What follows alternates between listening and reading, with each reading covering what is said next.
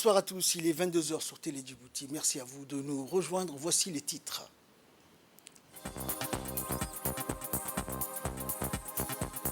Le ministre des Affaires étrangères et de la coopération internationale fait le point lors d'une conférence de presse concernant la crise au Soudan.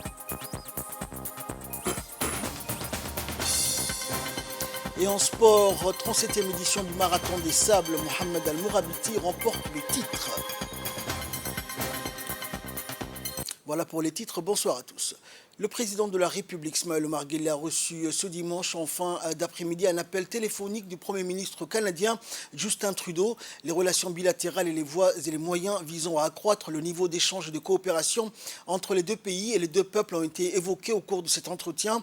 Les discussions ont ensuite été étendues aux principaux dossiers à l'ordre du jour dans la région, notamment à la guerre fratricide au Soudan, en proie désormais à une situation d'effondrement total depuis que les victimes et les blessés du conflit armé s'ajoutent à la destruction massive d'infrastructures économiques et sociales, source de détresse humanitaire portée à son apogée. À propos du Soudan, les deux dirigeants ont convenu que l'urgence doit aller à la réalisation d'une mobilisation effrénée des pays de la région et du monde en faveur d'un arrêt rapide des hostilités, prélude à un processus de médiation entre les principaux protagonistes de cette crise. À travers l'adjonction du président Guelleh à un collègue de chef d'État et de gouvernement de l'IGAD désigné d'affluer auprès des belligérants de la crise soudanaise, la République de Djibouti est engagée de prime abord dans le processus visant à restaurer la paix dans ce pays frère. Modèle de stabilité pérenne dans cette partie du monde, notre pays est depuis l'enclenchement de la guerre au Soudan investi d'une mission d'accueil, d'hospitalité et de sécurisation de ressortissants étrangers que leurs gouvernements respectifs rapatrient à bord de vols spéciaux. Aussi, le Premier ministre canadien Justin Trudeau met tout naturellement à profit son échange téléphonique avec le numéro 1 djiboutien pour le remercier et à travers lui l'ensemble des Djiboutiens pour le précieux concours que notre pays apporte sur le fondement de la crise soudanaise en termes d'appui logistique et de relais de sécurité à la communauté internationale de façon générale et au Canada en particulier. De son côté, le chef de l'État djiboutien n'a pas manqué d'exprimer sa reconnaissance et gratitude à l'endroit de Justin Trudeau pour l'accueil et l'hospitalité offert à nos compatriotes vivant au Canada.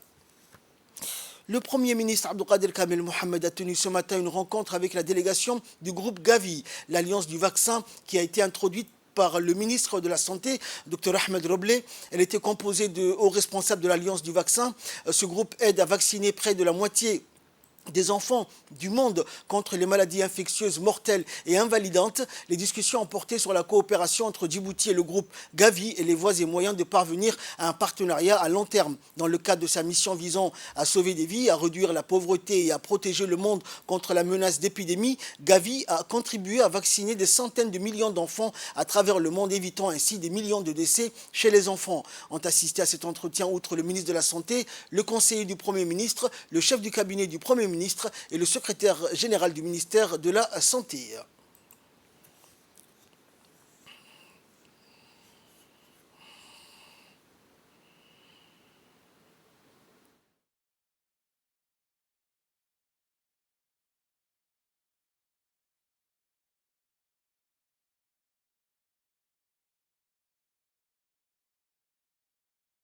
Soudan, le chef de l'ONU s'alarme par rapport à la situation qui prévaut dans ce pays au moment où les affrontements sont entrés dans leur 3e semaine. Des explosions et des armes lourdes ont été entendues dans la capitale Khartoum en dépit de la prolongation d'un cessez-le-feu de 3 jours supplémentaires. Le pays est plongé depuis le 15 avril dans des affrontements qui ont déjà fait... Et face à cette situation qui ne va pas en s'améliorant, les affrontements qui dépassent donc la capitale pour se propager vers d'autres villes, notre pays continue d'évacuer ses citoyens et d'appuyer les pays amis en évacuant également ses ressortissants. Ce matin, le ministre des Affaires étrangères et de la coopération internationale, porte-parole du gouvernement, Mahmoud Ali Youssouf, a tenu une conférence de presse pour faire le point de la situation au Soudan. Il a expliqué également au cours de cette conférence de presse le rôle important que joue notre pays aux côtés des pays de l'IGAD pour ramener le calme. Et le chef de la diplomatie djiboutienne est revenu aussi sur les opérations d'évacuation menées pour que des ressortissants de plusieurs pays puissent atterrir dans notre pays. Mahmoud Ali Youssouf s'est exprimé devant la presse nationale et étrangère, notamment les 2 chaînes d'Al Jazeera en anglais et en arabe et la BBC. depuis le 15 avril 2023, d'intenses combats ont éclaté à Khartoum entre les forces armées soudanaises et les forces de soutien rapide. Toutes sortes d'artillerie et de moyens militaires ont été utilisés, créant le chaos et la paralysie totale de cette capitale Khartoum où vivent plus de 5 millions d'habitants. L'eau et l'électricité ont été interrompues. Les hôpitaux ont progressivement fermé après 2 semaines de combat. Les approvisionnements en nourriture et en médicaments sont aujourd'hui de plus en plus hypothétiques. Les victimes se comptent par centaines, voire par milliers, et la situation humanitaire est jugée catastrophique. Les gens commencent à fuir la capitale. D'autres villes du Soudan commencent à s'embraser, notamment au Darfour, à Marawi, à Niala, etc. Les étrangers sont évacués par leur gouvernement vers les pays de la région et notamment vers Djibouti. Mon pays a rapidement mis en place une cellule de crise pour coordonner le processus d'évacuation entre les institutions nationales comme le ministère des Affaires étrangères, la police nationale, la sécurité nationale, l'aviation civile, l'aéroport, les ambassades, les bases militaires étrangères, afin de mieux organiser les évacuations. Notre pays a déjà évacué ses propres ressortissants du Soudan, qui étaient au nombre de 91. Les Européens, les Américains, les Canadiens, les Japonais, les Coréens et d'autres nationalités ont été également évacués vers Djibouti et leur nombre se chiffre aux alentours de 2000 personnes. Une cinquantaine d'avions militaires et civils ont été utilisés pour ces évacuations. Notre pays a facilité l'entrée et la sortie de ses ressortissants étrangers et pour l'instant, tout s'est bien passé. Et répondant aux questions des reporters présents, le chef de la diplomatie djiboutienne est revenu sur la situation qui prévaut dans ce pays ami et frère qu'est le Soudan et les différentes stratégies mises en place par l'IGAD en général et Djibouti en particulier pour rétablir la paix et la stabilité dans ce pays frère et ami. Réécoutons le chef de la diplomatie djiboutienne. La capitale a, à mon avis, déclenché une sorte de, je dirais, de reprise de ces antagonismes, de ces conflits qui étaient un petit peu larvés dans certaines régions. Par exemple, dans le Darfour de l'Ouest, il y avait quand même une certaine stabilité, une certaine, je dirais, relative, une certaine paix relative. Là, le conflit ethnique et communautaire a repris de plus belle. Des dizaines de milliers de Darfouriens ont déjà trouvé refuge au Tchad. Et je crois que ce que je disais tout à l'heure, cet effet tache d'huile, risque, n'est-ce pas, de s'étendre si la trêve n'est pas respectée, le dialogue n'est pas repris, si la médiation des pays de l'IGAD n'est pas acceptée dans sa forme et dans son fond de manière sincère et je dirais directe. Le Soudan ne peut plus se permettre de continuer à vivre cette situation d'instabilité. Le Soudan est un pays fondateur de l'IGAD, c'est un pays important qui aujourd'hui, je dirais, assure la présidence de l'IGAD. Et si les chefs d'État ont décidé, lors de leur sommet par vidéoconférence il y a quelques jours, d'envoyer une équipe de très haut niveau, c'est, je dirais, pour exprimer l'intérêt d'abord des pays de l'IGAD, l'attention des pays de l'IGAD et surtout pour agir rapidement sur cette situation qui devient de plus en plus dramatique. D'abord pour les populations et le peuple soudanais, et qui fuient par dizaines de milliers, voire centaines de milliers vers les pays voisins. L'eau et l'électricité ont été, je dirais, suspendues. La nourriture et les médicaments sont devenus très rares. Je crois qu'il y a une situation humanitaire très difficile qui est en train de se développer dans ce pays. Et nous avons l'obligation et le devoir, en tant que pays de l'IGAD, d'aider ce pays à aller vers une trêve et ensuite la reprise du dialogue politique et enfin, je dirais, la stabilité politique tant attendue. Dans l'actualité nationale, à présent, suite au récent événement, le ministre de l'Intérieur, Saïd Hassan, a fait une déclaration aujourd'hui en fin de matinée afin de faire parvenir à la population les directives prises par le gouvernement. Écoutons les propos du ministre de l'Intérieur.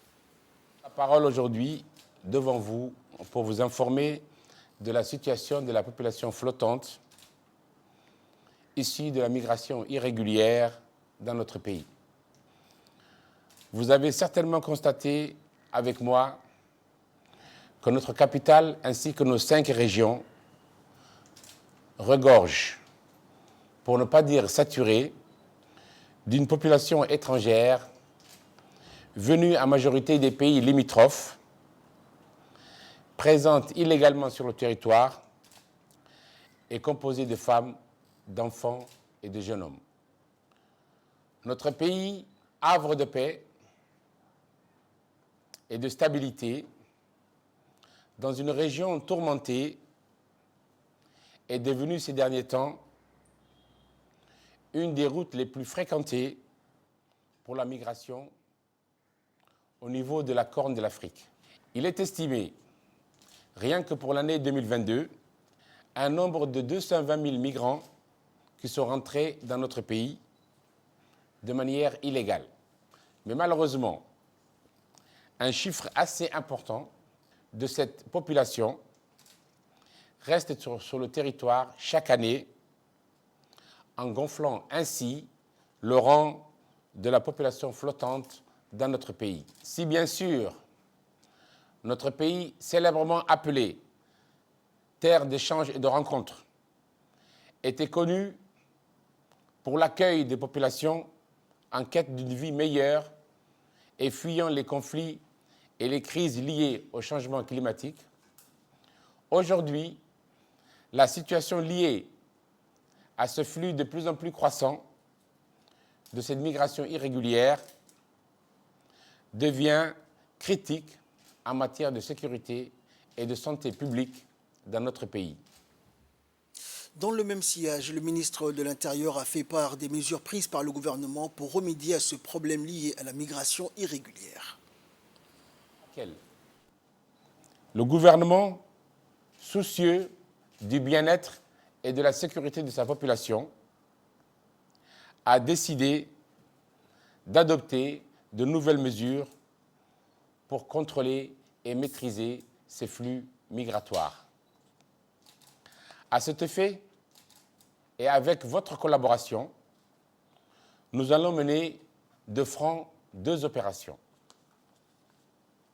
Tout d'abord, en ce qui concerne la population étrangère en situation irrégulière, exerçant une activité informelle, domestique, ceux-là, nous allons les enregistrer et leur fournir un document de circulation, à condition que le Djiboutien qui emploie ces personnes vienne les déclarer à la sous-préfecture la plus proche de leur maison de résidence. Pour la population étrangère qui n'ont aucune activité, nous les invitons à repartir immédiatement et volontairement vers leur pays d'origine. Les forces de sécurité ont été contraintes ce dimanche 30 avril 2023 à mener une opération d'urgence pour combattre la criminalité et le trafic des produits illicites constatés dans certains secteurs de la ville de Djibouti. Ces opérations vont continuer sur l'ensemble du territoire.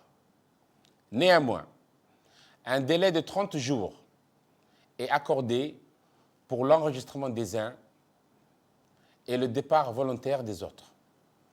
Je vous remercie pour votre aimable attention.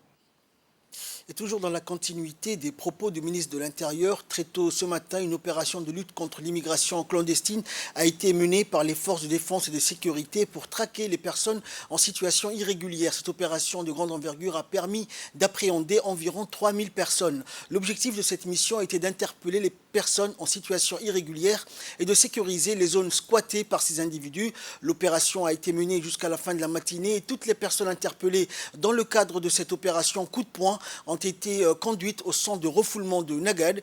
À cet effet, plusieurs camions ont été mobilisés pour les reconduire aux frontières de leur pays d'origine. Afin que cette opération puisse se dérouler dans les meilleures conditions, plusieurs procédures ont été mises en place dans le centre de refoulement de Nagad, où des tentes ont été aménagées et les premiers soins médicaux nécessaires prodigués. Cette opération couronnée de succès est le fruit de plusieurs réunions de concertation de haut niveau entre le ministère de l'Intérieur et le ministère de la Défense, avec les hauts gradés des forces de défense et de sécurité de notre pays. À noter que ces opérations de grande envergure se poursuivront en vue d'éradiquer le fléau de l'immigration clandestine et de la criminalité dans notre pays.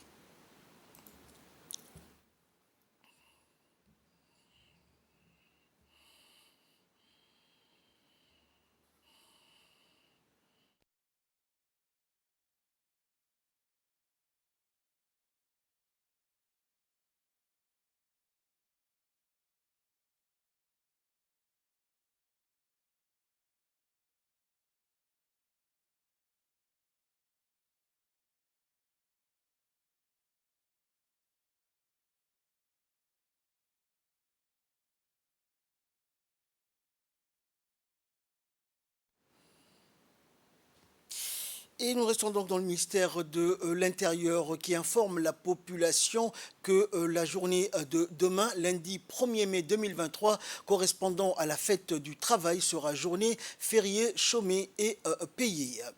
Et à l'occasion de la fête du travail qui sera célébrée demain dans le monde entier, lundi 1er mai, à l'occasion de la célébration de cette journée, le ministre du Travail en charge de la formalisation et de la protection sociale, Omar Abdi Saïd, a fait une déclaration dans laquelle il a souhaité à tous les travailleurs et travailleuses djiboutiens une bonne fête du travail. Écoutons les propos du ministre.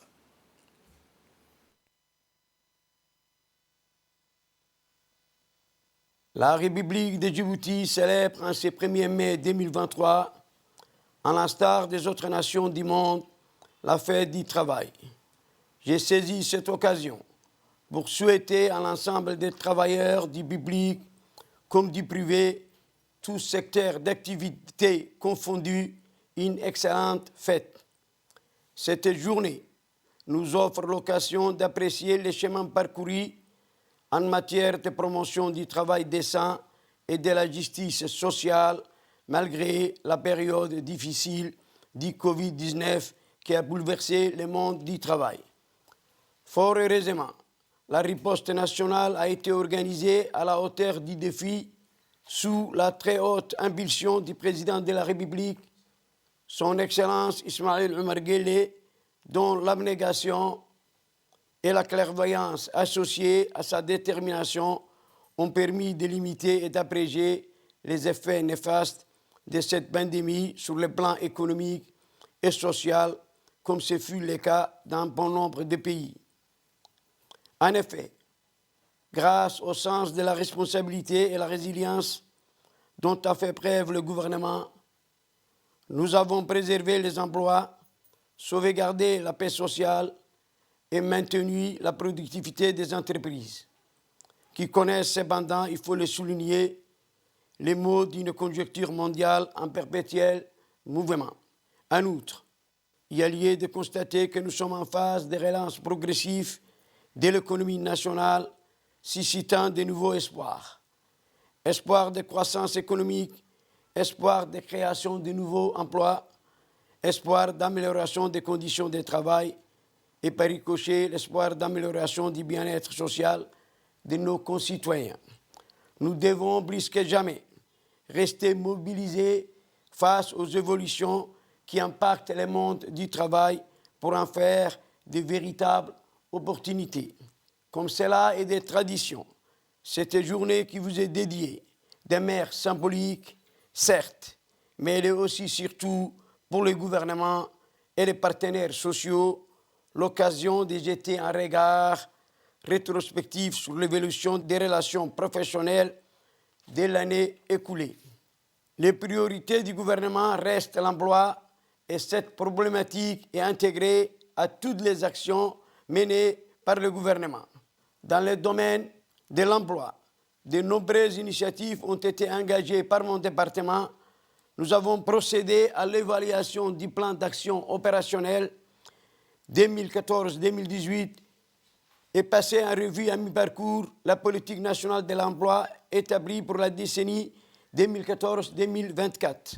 Par ailleurs, des mesures d'aide à la création d'emplois tels que les contrats d'insertion ont été mis en œuvre pour augmenter significativement le nombre d'instruments d'action pour la promotion de l'emploi, le souhait du gouvernement étant de créer des conditions pour qu'aucun Djiboutien ne reste sur le port du chemin. Pour cela, nous avons identifié de nouveaux secteurs porteurs comme l'énergie et le tourisme pour prospecter des solutions nouvelles à la création d'emplois et ne pas considérer le chômage comme une fatalité. Poursuivant son intervention, le ministre du Travail a évoqué les thèmes de la formation continue, de la protection sociale ainsi que celui du dialogue avec les partenaires sociaux. Réforme de l'administration, initiée depuis plusieurs années, suit toujours son cours. Le SECRA poursuit la modernisation des textes d'application du Code de déontologie des agents publics. L'élaboration du nouveau statut général des fonctionnaires vient d'entrer dans sa phase d'achèvement. Dans le domaine de la formation permanente, l'INAB s'est imposé comme un prestataire de formation incontournable, capable de concevoir et de réaliser des actions de formation à la carte pour les agents de l'État et des collectivités territoriales et déployer une pédagogie active. En ce qui concerne la protection sociale, la CNSS, à travers l'assurance maladie universelle, a consolidé son expérience et injecte plus de solidarité et d'équité dans les soins. Autre fait majeur, un hôpital d'une capacité de 220 lits est doté d'un plateau technique particulièrement développé à la mesure du rôle et des missions de la CNSS verra bientôt le jour. L'objectif général de ce nouveau complexe étant d'appuyer les efforts du gouvernement pour faire face au fardeau croissant des maladies transmissibles et non transmissibles qui affectent le bien-être social et la productivité économique du pays en améliorant l'accès à des services de santé de qualité et abordables pour toute la population de Djibouti, tout en promouvant l'inclusion et l'égalité des genres. Le ministère du Travail maintient un dialogue fructueux avec les partenaires sociaux. En effet, mon département porte très à cœur la question de la santé et la sécurité du travail, sujet crucial pour les travailleurs qui constituent le thème de la conférence internationale du travail de cette année à Genève. Les employeurs ont pour impératif de limiter les risques professionnels tout en améliorant les conditions de travail de l'ensemble des salariés en développement des leviers de performance, de la culture, de la sécurité au travail.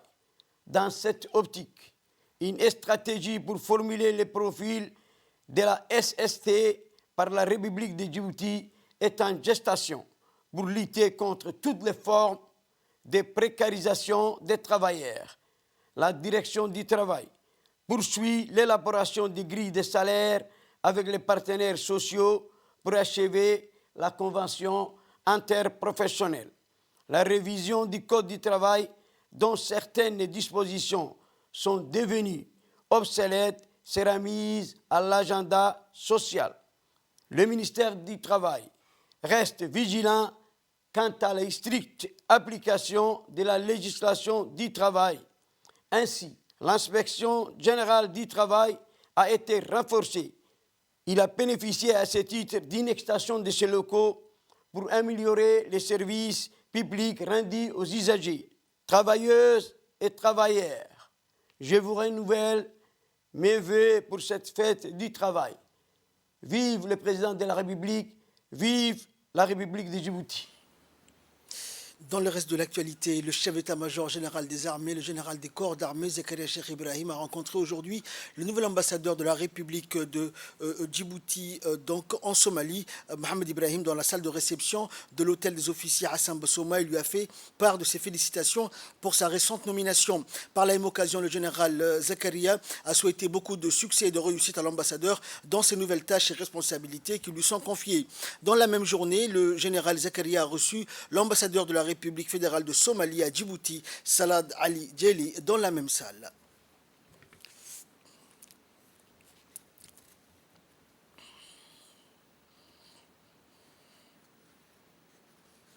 L'école yéménite de Djibouti a organisé hier dans la grande salle du Palais du Peuple une cérémonie dédiée, donc une cérémonie d'adieu aux élèves de la 32e promotion de la classe de terminale ainsi que la clôture des activités pour l'année scolaire 2022-2023. Les participants à l'événement ont également enchaîné avec une prestation visuelle mettant brièvement donc en évidence les différentes activités scolaires menées par les étudiants tout au long de l'année académique 2022-2023. Lors de cette célébration annuelle, l'école a honoré les membres des comités administratifs et éducatifs en reconnaissance de leurs efforts et de leur rôle efficace dans la promotion du processus éducatif à l'école, en plus d'honorer les diplômés, 47 étudiants et étudiantes, en leur décernant des certificats d'appréciation et des souvenirs.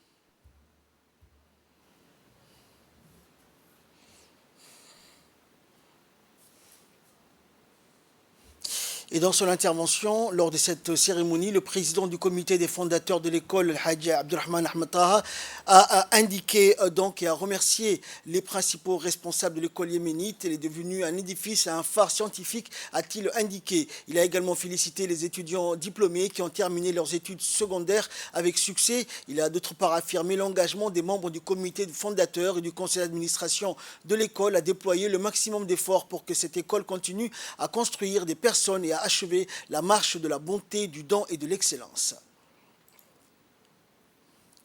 Et dans l'actualité internationale à présent, en sport, 37e édition du Marathon des Sables, Mohamed Al-Morabiti remporte le titre. Le Marocain Al-Morabiti a remporté le titre de la 37e édition du Marathon des Sables après sa victoire lors de la 5e étape qui a relié Jded à Korsidi Al-Zayed sur une distance de 42,2 km. Al-Morabiti a remporté cette étape après avoir parcouru la distance en 3 heures 18 minutes et 34 secondes. C'est la fin de cette édition. Merci à vous de nous avoir suivis. Excellente soirée sur Télé Djibouti.